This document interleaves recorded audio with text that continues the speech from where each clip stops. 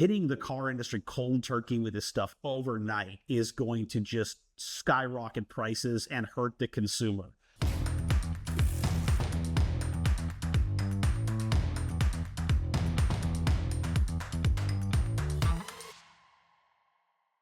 Hello and welcome back to a special IRL edition of the Plugged-In Podcast. I'm Patrick George, Editor-in-Chief of InsideEVs. And I'm Tim Levin, Senior Reporter at InsideEVs. On this week's episode, tariffs are here and nobody's happy about it.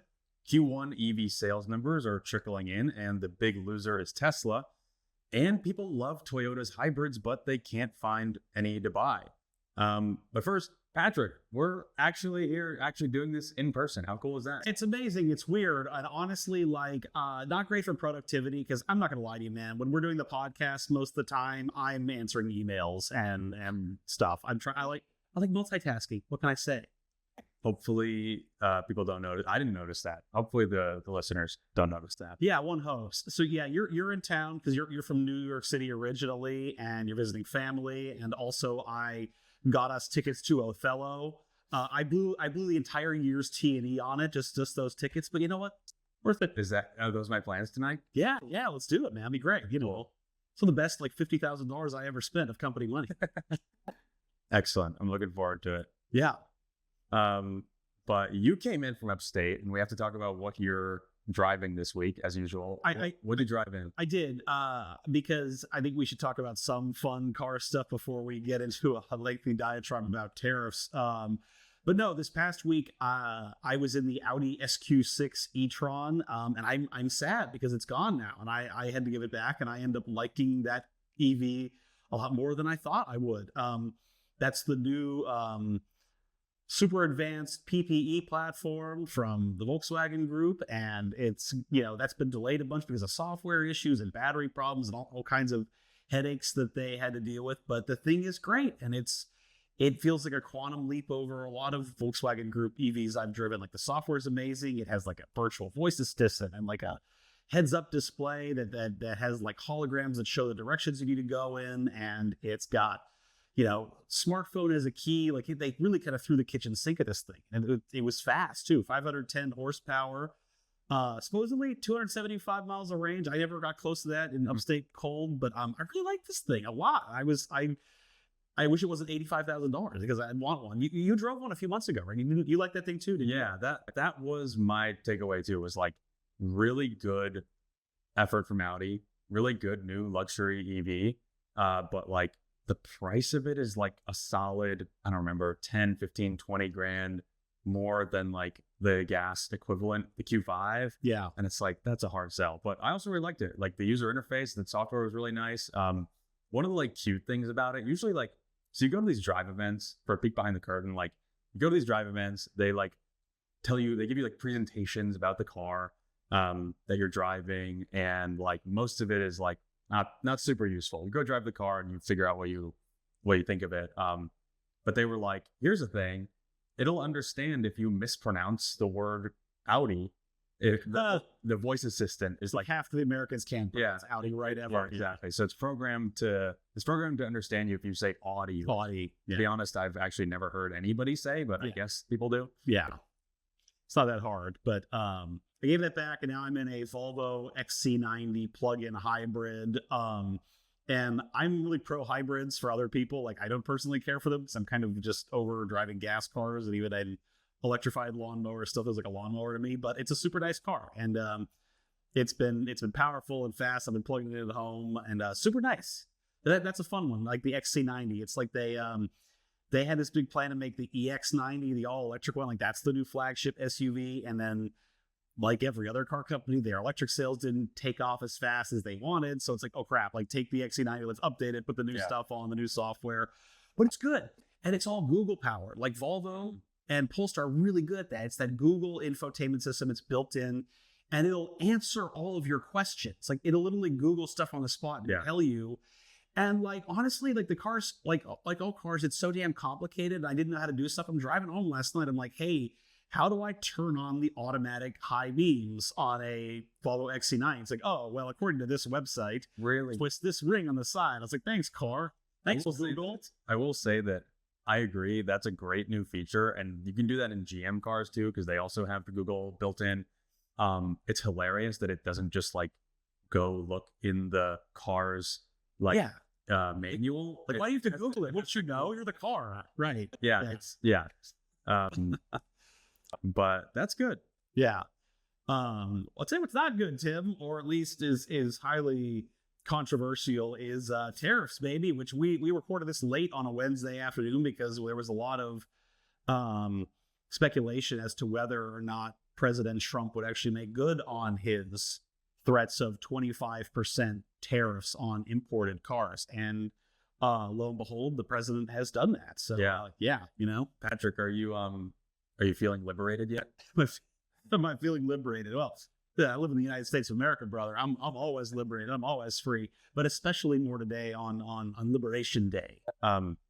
So for some background, on Wednesday today, as we're recording, Trump on the White House lawn announced a bunch of new tariffs that the U.S. is implementing, announced a bunch of reciprocal tariffs on our trading partners, and that's on top of the already huge 25% tariffs on imported cars and parts that he announced last week. Those go into effect on April 3rd. I think every outlet under the sun has covered the impacts of this. It's going to be devastating for the auto industry in a whole lot of ways. I think we should focus on what does this mean for electrification? What does this mean for the future of the auto industry and all the stuff that we talk about? Yeah.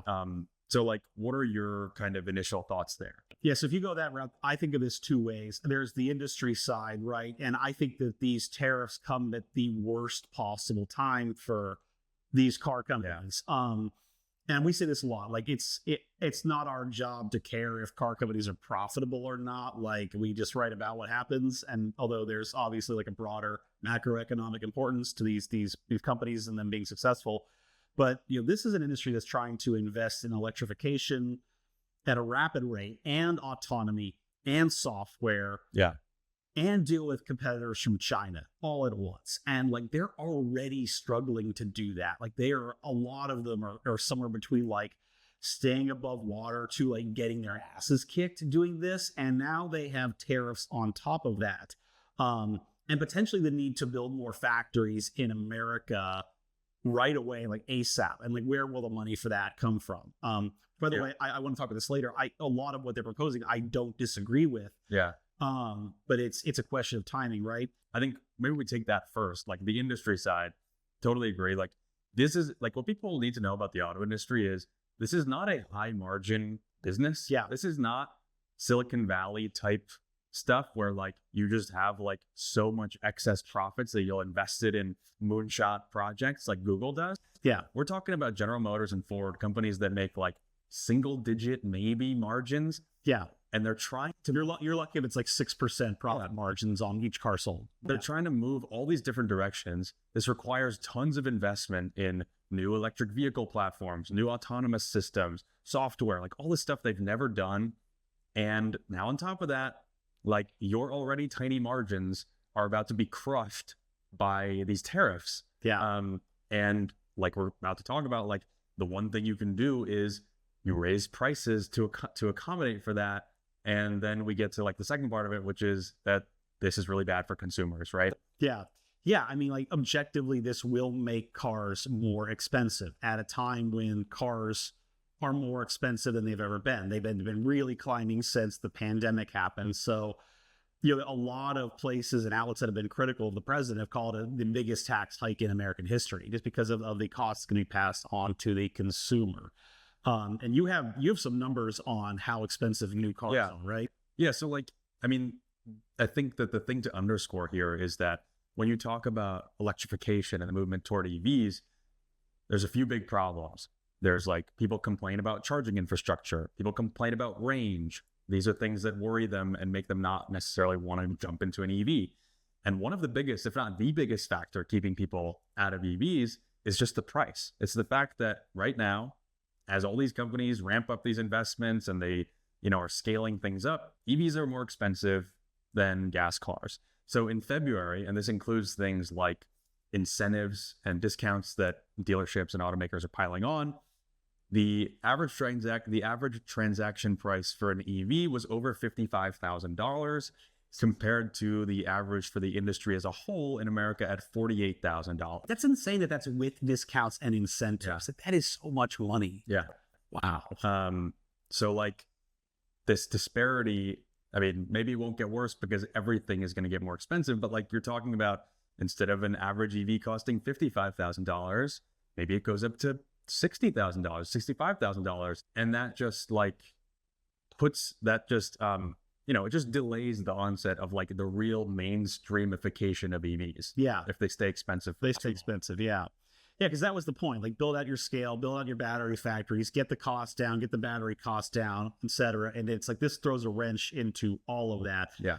And you might be saying, oh, just buy American then, right? Just buy American. But like, this is more complicated than people realize. Like, Chevy Equinox EV is a top seller, made in Mexico. Honda Prologue, made in Mexico. Ford Mustang Mach-E, which was or is generally like the top selling non-Tesla EV in America, made in Mexico also. And also, just very quickly on Tesla, like, always tops the charts of like the most American-made cars, period, in this country, electric or otherwise. But like, even Elon Musk has said, look, we source foreign parts like everybody does. Like, this will be a significant hit to us too. One estimate we got today from the Anderson Economic Group, which is a big consulting firm, they said that the cost to make a Ford Mustang Mach-E could go up by $15,000 because of the tariffs. And we don't know what the cost to the consumer is, but I don't think Ford CEO Jim Farley is just going to like let that slide and be like, you know what, we got this, folks. We're gonna eat the cost of that on every single one. Yeah, and a Mustang Mach-E currently costs $36,500. They recently you could find one for that cheap. Yeah, MSRP $36,500. So you're talking about $50,000 now if they pass on all those costs, which is a lot. Yeah.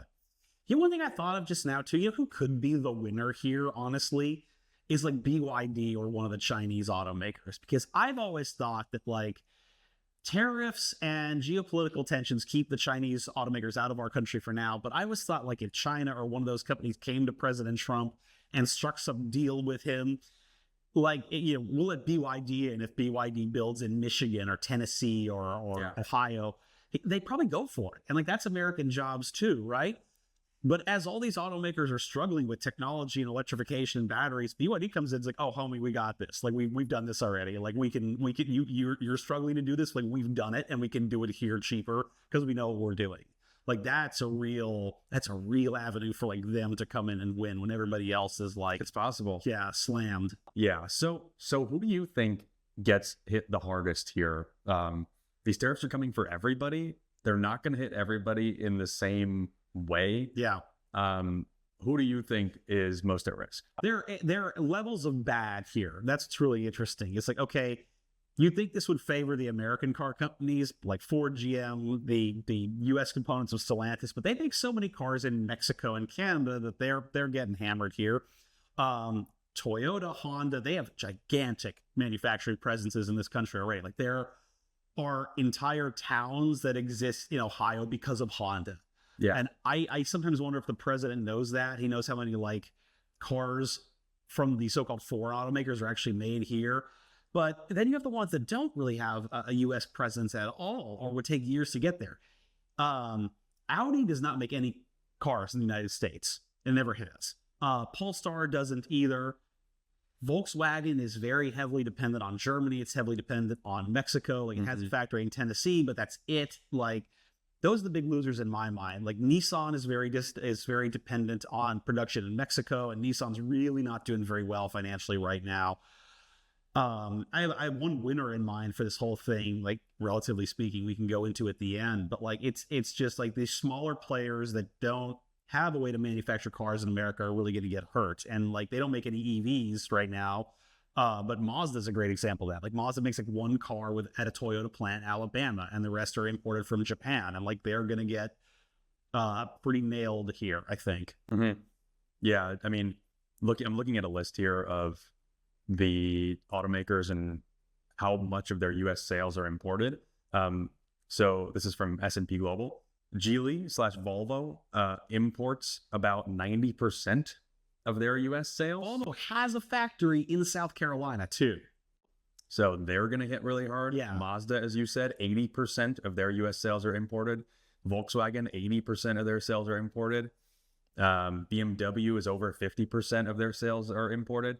But then again, this also shows you that a lot of these companies are making a ton of cars in America already. They are. Yeah, a lot of them are doing what the president says they should be doing, what he wants them to be doing. Like, Yeah. And here's the thing, is that I actually don't disagree with a lot of what President Trump said in the Rose Garden tonight. Like really seriously, when you're talking about how many manufacturing jobs across all industries have been offshored and outsourced for decades and what that's done to this country. And I think, 30 years after, I think we are seeing the damage that like NAFTA had. Mm-hmm. And who has it helped, right? It like objectively, I think it's helped like the very wealthy get wealthier. And, like I'm from Texas originally, like my family's all from Pennsylvania, and I live near the Pennsylvania border now. Like that's a state, that has been just eviscerated by losing its steel industry, right? Just to give you one example of many. Like we don't really make steel in this country at all anymore. And so like I do believe in the idea of American manufacturing and American jobs. I just think that like hitting the car industry cold turkey with this stuff overnight is going to just skyrocket prices and hurt the consumer.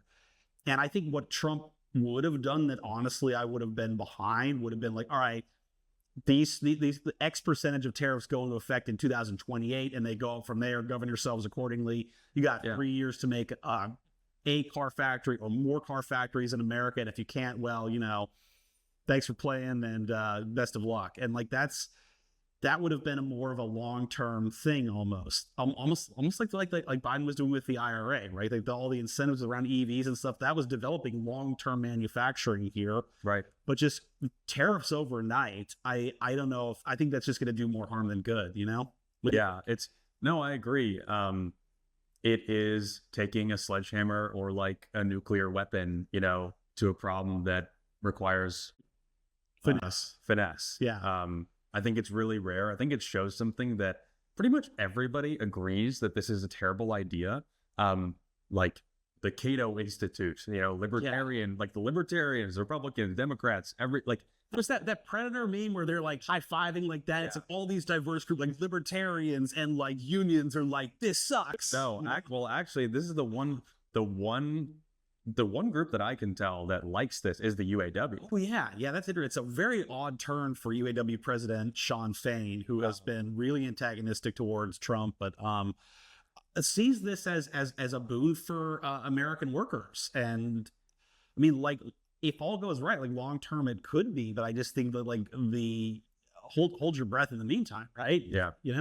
I just think other than them, I haven't found anybody who's like hooray about these tariffs. From the New York Times editorial page to the Wall Street Journal editorial page, everybody's like, this is insanely dumb on every level. Yeah, no, it is always hilarious when like those two editorial pages are somehow in lockstep with each other. Yeah. No, it's like I also don't think a lot of Americans get how this works still. Like when I was at the Hyundai plant last week, we were talking to a guy who's not involved with the company. We were just talking to him, and he was like, these tariffs coming in, so the foreign countries had to pay that, right? And we were just like, no, like it's going to get passed on to the consumer. And he's like, oh, well, I own a Ford. I want to buy another Ford, so I'm okay. I was like, where's your Ford? Oh, Mexico. I was like, yeah, no, like you're going to pay more for this. And he was just like, oh, okay. So it's not just like us sticking some fee on South Korea, because we've been wrong. It's a cost to the consumer, and I don't know. We'll see what happens, but it is going to be hard to cover the EV space as business as usual, because so much of this is, like you said, future development, future technology development. And after today, man, like all bets are off. Yeah, and I think the one thing that we didn't really mention that I'll underscore before we move on to our next story, because I think we've lost half the audience with this much tariff talk. Yeah, probably. But sorry, everyone. We didn't ask for this. Let me tell you that. Yeah. Last year, you saw this kind of cascade of announcements. Last year, maybe part of the year before, automakers have been seeing that EV demand, EV uptake isn't growing as quickly as they had expected. Right. They're pulling back investments. They're delaying. They're pushing out new models and factories and stuff. And you might see a real continuation of that this year, in the next couple of years, if they realize that these costs of the tariffs, lower revenues, lower demand for these more expensive cars, that could really hit them hard. I think a good example of this is the Kia EV3, which I drove last year in South Korea. It's like a smaller crossover, kind of boxy shaped. I love this thing. I mean, there's a lot that was more advanced even than my EV6 on it. And they were targeting like 30 to 35K for when it comes to America. It's like, okay, where are you going to build it now? At what price now? Like, who the heck knows? Like, could that car still be $35,000 if it's made in Mexico now? Could you still charge that much if it's made in America now, where they have to sell it at a loss? Are they just going to scrap it entirely? I don't know. You know, like I'm not sure anybody knows the answer. And what's wacky too, and then we'll shut up about this, I promise. The car industry's been really quiet about this whole thing. Like, I think they've been trying to back channel a lot of stuff with the White House, but like, you don't hear them like out just like mobilizing people and mobilizing their congressmen and talking about what the definitive price increases are going to be. It's like, I think they almost kind of want you to just show up at your Volkswagen dealer and shut up and deal with it. You know, I don't know. Yeah, we're going to be keeping an eye on this news and all the earnings calls coming up soon. I'm sure we're going to hear all these auto executives at this point, bedwetting or whatever the word is. Not bedwetting, because it's actually a really big problem. We're going to hear them talking about how big an impact this is, and we'll let you guys know. It's the sadness time for sure. Yeah. I think let's move on. Thank God. EV sales numbers for the first quarter are trickling in, and things are looking pretty good for many companies. Yeah, everybody thought that 2025 was going to be this death knell year for EVs, that demand would drop off, that the policies from the new White House that were reversing a lot of the investments from the Biden years, that would drive demand. But it's not. It's like we had a great quarter of electric sales, and I can take you through some numbers if you want, Tim Levin. Yeah. Who stuck out to you as the kind of big winners in Q1? Because it was a mixed bag a little. Yeah, it was interesting. It's a lot of the usual suspects that have done well so far are continuing their momentum. General Motors, EV sales up 94% in Q1. Hell yeah, GM. We love to see it, man. Go get them. They sold 32,000 EVs in Q1. But also sold 42,000 in Q4 of last year. Although end of year is always a bonanza for car sales. Ford did really well. Electrified sales up 26%, 33% hybrids were up, 12% EVs. You know, Ford's doing well in hybrids too. Hyundai doing well. BMW up 26% year over year. So BMW like kind of quietly really kicking ass at electric cars, and nobody really gives them credit for it. It says overall Q1 US EV sales estimate from Cox Auto is a 12% increase from last year. But it's also kind of down, despite all that, those rosy numbers I just threw you. What's not good, Tim? Yeah, I mean, I think the important thing is that the through line, like the general trend line, as it has been for years now, is that this industry is growing and sales are going up. And so, Cox Automotive, which is a big kind of auto industry data provider, is expecting a 12% increase in EV sales year over year for Q1, but a decline from Q4 of last year. Which again, I actually do think makes sense, because it's like end of year is always, that's when people go buy new cars. That's when, Lexus December to remember. That's when Toyota-thon is on. That's, all the stuff. So this is a slower time to be buying. But it does seem like Tesla's dragging the sector down, which has happened before. Yeah. So I wanted to quickly, before we get into Tesla, recap basically the broad strokes of what happened last year, which is that similarly, like everybody kind of was thinking that EV sales were going to drop really bad. It seemed like a terrible time because there were all these stories about various automakers pulling back their targets, about EV demand growth slowing. And yet the EV industry ended last year with a record 1.3 million EV sales in the US. And that was despite slower demand and a really poor showing from Tesla, which is the industry leader. Tesla's sales shrunk last year. Most other automakers had their EV sales grow a ton last year, and it balanced out for a record year. And it seems like we're kind of on track for a similar outcome because in Q1 of this year, Tesla sales were down 13% year over year globally. Globally, yeah. Tesla doesn't break out its sales by region, so we go off different estimates that we get from analysts and registrations. I won't bore you with all of the numbers, but in Europe specifically, not good, really not good. Like pick a European country, and Tesla was down somewhere between 25% and like 60%. Norway, Portugal, Austria, Sweden, the Netherlands. The Europeans have really soured on Elon, and I think it's his involvement in far right politics over there, and him like standing for like in the AfD party in Germany. Like these countries that like kind of really live with a memory of World War II and aren't super keen to go back to like that kind of like that level of rhetoric. So yeah, not good for this company. And when Tesla goes down, it tends to drag the entire sector with it, because Tesla still in the US makes up like about 50% of the market and shrinking, but like Tesla goes down a little bit and it tends to really skew the numbers for the whole market. What's interesting, it does seem like more and more of these buyers are going from Tesla to other brands. So it's like the sector as a whole grows slowly. Right. But like as Tesla drops, like GM, Hyundai, BMW, all these other ones, like they clean up basically. Yeah. So just to recap the numbers here, Tesla delivered around 337,000 vehicles in Q1, which is a lot of cars, but it's also its worst result in nearly 3 years. And I think a lot of that has to do with the whole Elon Musk situation, the fact that like people around the world, and probably especially in America, are not too keen on Tesla right now. They're trading in their Teslas. They're not buying new ones. They're putting sassy bumper stickers on the back of them to say how they're embarrassed about it. So what do you think Tesla needs to do to turn this around? Because I think Elon Musk is one part of it, but there's a lot else.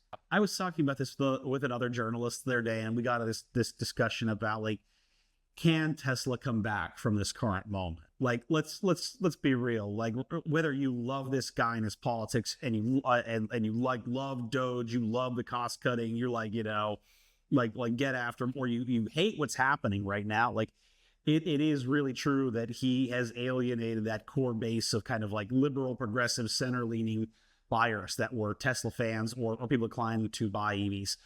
So how do they come back from that? Is it him leaving Doge? Is it him getting fired from the company? Is it him doing a mea culpa? Is it him just kind of getting the company back on track slowly and it gets past this like rough patch?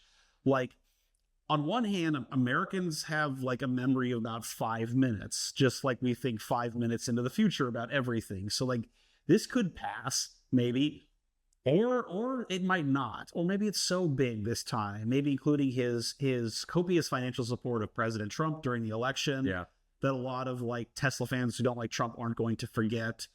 Like, can they move past this moment? I don't know, man. I don't know. It is unprecedented, and I think it shows why most big CEOs of global companies don't get into politics, even in a little bit. They, things kind of behind closed doors. Can Tesla bounce back? I would like to think yes, because Tesla is a really really innovative American company. Like, they've historically made great cars. They created this whole industry. It would be cool if you could buy them and it wasn't colored by all this controversy. I think it can, but not with him as CEO. Yeah. I think if he left or he went to go just focus on AI, or he got fired by the board or did whatever, and somebody new comes in and they really went full court press on the marketing, communication side of things, like, it's a new day at this company, we're doing things differently, probably they'd have to focus on being a car company and not like a future robotics company or whatever, which would probably like decimate their value, I think, the stock price. But there is a path there for someone to come in and like really work overtime to rehab the brand. It reminds me a bit of what Dara did at Uber after the Travis Kalanick-ish era, because like that company had become so toxic under the old leadership, and like maybe not as horribly toxic as we've seen with Tesla now, but like they did have a CEO came in and like was able to rehab that brand to where people aren't boycotting Ubers like they were once. And I think what's important here is like, nobody cares about Tesla. The people protesting Tesla, It's not because it's Tesla, Yeah. it's electric cars, or Good because point. of what the products are. It's only about who the CEO is. It's Elon as Trump. 100%. Yeah, So exactly right. if that kind of, haze over the company leaves, if Elon Musk was to move on and they had some regular Joe Schmo auto CEO, Yeah. I don't think that's kind of the whole point. That would mean that the protests won and people wouldn't hate Tesla anymore, I think. Yeah, it's like this. Somebody comes in, some guy or gal. It's like, I'm gonna get this company back on track, and you're never gonna know what I think about gender affirming care for minors. Yeah. People would be like, hooray. Okay, great, cool. Like, yeah. So totally agreed there. I think the other things that it's important to note is like Tesla, even before this, was dealing with a bunch of other problems. Like basically their products have been getting a little old. The one new car that they have unveiled within the last like 5 years is the Tesla Cybertruck, which is really big and really controversially designed. It really symbolizes that current moment with Musk and Trump and everything. For sure. Like, it's a rolling symbol of that political vibe. But even beyond that, it's just not a car that a lot of people seem to want to buy. It's a big Hummer-like, it just doesn't have a huge appeal. They did that instead of developing a lower cost car, which is something that they say we're going to see this year. But basically the point is, besides the whole Elon Musk situation, this company already went into like last year with kind of regular automaker problems of like, how do we get more people to buy our cars? How do we make products people love? And now, how do we compete in China? Yeah. And now they have this whole, firestorm on top of it. Yeah. So unforced error kind of deal. We had a fun stat on BYD too, right? Like Tim said earlier, Tesla sold 337,000 EVs globally. That was in Q1, 3 months. How'd BYD do, Tim? Yeah, BYD, if you count both plug-in hybrids and pure electric vehicles, that's all the cars they sell. Right. BYD sold just over 371,000 plug-in cars in March alone. So BYD, China's leading EV company, and now the world's leading EV company, sold more electric cars in a month than Tesla did all quarter. Basically 3x the volume. Yeah. More or less. Something like that. Yeah. And basically like early last year, BYD's rise has been extremely quick. If you go back to this time last year, BYD was behind Tesla slightly in monthly sales and quarterly sales. Then they kind of went neck and neck. And then now they've just completely pulled ahead. And it seems like there's no looking back. BYD is going to be the world's best-selling and biggest maker of electric cars as far as we can see. You can't tell me that this brand won't come to the United States at some point. I'm sorry. I refuse to believe that. Like, China did export some cars to Canada, for example. Like, if you live in Canada, you can buy a Shanghai-made Tesla, to give you one example. It's like they were keeping out Chinese EVs to kind of do us a favor, like under Biden. Like, they're like, we're going to do our neighbor to the south and our good trading partner a solid and keep China's cars out of here. I don't think Canada is super in the mood to do us favors right now or for a while. So, like, what's stopping them from just like, hey, BYD, come on over, like, build a factory, like, let's supercharge, electrification in Canada. Like, that could happen. So, like, I know that we have this enmity with China, and we have these concerns over data privacy and security and everything else. Like, I think there's a way through for something that's this powerful and this big at some point. It is possible. So I think we should move on. We should talk about hybrids. One thing that we didn't actually mention during this was that Toyota, which is not a big maker of pure electric cars yet. Yeah, but they do really well with hybrids. In the first quarter of this year, their electrified sales totaled 289,000. That's awesome. That's great. 39.6% year-over-year. Like, hybrids, Toyota's hybrids are absolutely crushing it. They're crushing it. Yeah, and like and to give you an example, like the model that they're moving to at Toyota is like, if it has a gas engine, it's probably going to be a hybrid. Yeah. And like the new Toyota Camry, which is one of the few sedans left that people still buy, it's all hybrid now. I think there is a very strong chance that like the next generation RAV4 will be hybrid only, which will put hybrid sales through the roof for them. It's like they're going to do that with everything. I say it's great. Like that's less CO2, it's less gas used, like mazel tov, you know? Yeah. Yeah. And so speaking of hybrids, Patrick, what's our next story? You can't buy any Toyota hybrids. That's the next story. They're making all these hybrids, but you can't buy any because, they can't keep them in stock and they have supply issues. Womp womp. A new report from Reuters indicates that demand for Toyota's hybrids is absolutely haywire right now. We're seeing long wait times for just about anyone looking to buy a plug-in or traditional hybrid. And there's long lines at the parts counters who are struggling to keep parts going for these vehicles too. Yeah, in Toyota's home turf of Japan, there's a wait time of up to 5 months for hybrids, while Europeans have to wait more than 2 months. Yeah. And the same thing is happening in the US, where people are going to dealer lots and they're not finding any hybrids. And that's a little bit easier in like Japan and Europe. There are countries in the world where they're more used to ordering cars and waiting a few months. Like that's pretty much the norm in Europe. Whereas America, like when you want a new car, you want it now. Like we like instant gratification in this country, baby. So like wait times for us are like not great, especially for a thing that's like not like a Tesla Cybertruck. It's like a hybrid Toyota. Like, that's wild. Yeah, there's a wait for Priuses now. Problem is parts. The demand increase has caused shortages of key components necessary for hybrids. There's like a shortage of high-grade magnets, for example, for hybrid drivetrains. They don't have enough of those.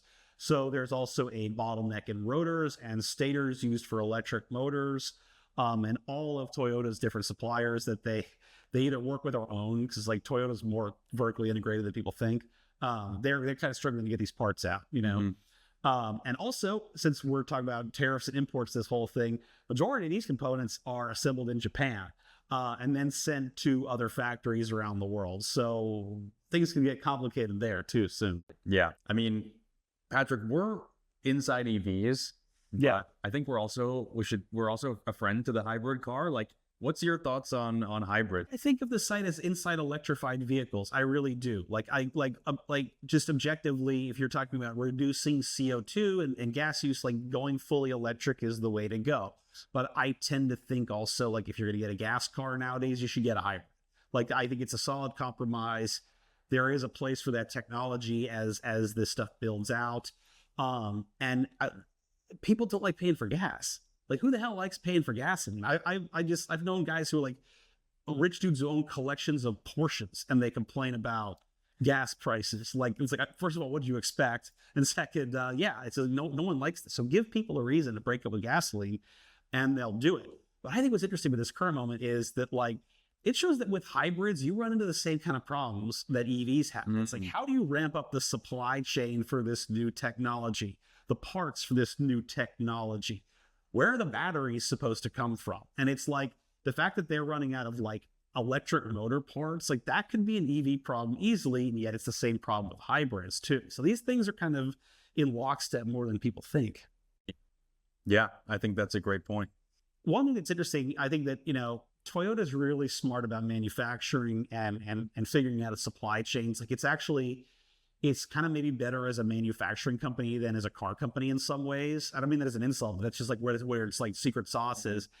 And they like building things where they're located. So one of the big steps that they're taking is they have a new battery plant in North Carolina that's opening soon. And it's going to be supplying batteries for hybrids to all of its US made cars. And they're going to build EV batteries there eventually too. So they're going to be doing what the president wants too, and like building stuff locally, sourcing parts locally. But these things, as always, they don't happen overnight. Yeah. All right, now that we're at the end, it's time for Plus Minus, our segment where we talk about who's up and who's down in the EV world. Tim, who you got this week? I have a plus, and it is this new survey that came out from a couple of polling groups and the Zero Emission Transportation Association, which represents EV manufacturers and other people in that industry. They basically found that 80% of respondents who identified as Republicans, including 4 in 5 people who associate themselves with MAGA, said the U.S. should continue supporting American companies and American workers who build affordable EVs. Yeah. So like basically there were a lot of different findings in this study, but the gist of it was that they surveyed Republicans and found that overwhelmingly Republicans support the types of policies that, you know, incentivize more EV manufacturing in America, more battery manufacturing in America. And like at a time when we're staring down the barrel of the EV tax credit, you know, battery manufacturing credits, all the EV charging funding, all this stuff being stripped away by Trump and a Republican majority in Congress, like it turns out, according to this one study, that even though Republicans don't necessarily want to buy EVs, they actually do have an interest in EV manufacturing. They think that's a good thing for America. So I don't know. Hopefully this, like, I know that there are, you know, lobbyists on Capitol Hill right now from all these companies, probably from Zeta too, trying to convince Republican Congress people to not gut all these programs. And like, maybe you show them this and you say, hey, like your constituents care about EVs. Your constituents want these investments. This is the best shot that this industry has to you know, keeping all this stuff from getting chopped. It is. It doesn't have to be partisan. It's what we always say about this stuff. It's just technology. It's just a type of propulsion. It does not need to be as politicized as it does. And like this leads into my plus for the week, which is I go back to Hyundai and the Metaplant in Georgia that I was at last week, and it just feels like right place, right time for that car company. Like it did everything right. It built this huge factory here to make EVs and hybrids. It's going to employ thousands of Americans. I talked to Representative Buddy Carter, who's Georgia's congressman, Republican, obviously, and he was like, yeah, I didn't like the so-called EV mandate that Biden did, you know, which is not quite a mandate, but that people believe it is. But he was like, but yeah, like this is a great plan. These are great cars. These are jobs here. And he supports, you know, not just gutting the IRA completely and gutting tax credits completely. He's like, yeah, we gotta figure this out, take a scalpel to it because it's supporting what we're doing here. And I was like, I think that's very reasonable, you know, and I wish that was the approach taken across the board. Like it's, there are ways, it seems, to do jobs in America and to like supercharge this industry and to create a cleaner industry without just completely like nuking the economy or nuking all this progress that's happened so far. So see what happens on all of that soon. Yeah, let's hope so. All right, well, thanks for listening to the Plugged In Podcast from Inside EVs. We'll be back next Friday. Today's show was produced by Michael Perkins and brought to you by the Motorsport Network. Make sure to subscribe wherever you get your podcasts, leave us a review, and tell a friend to tune in. It'll really help us out. And if you liked what you heard, you can find all our EV coverage on InsideEVs.com. See you next time. Happy Liberation Day, folks. Yeah.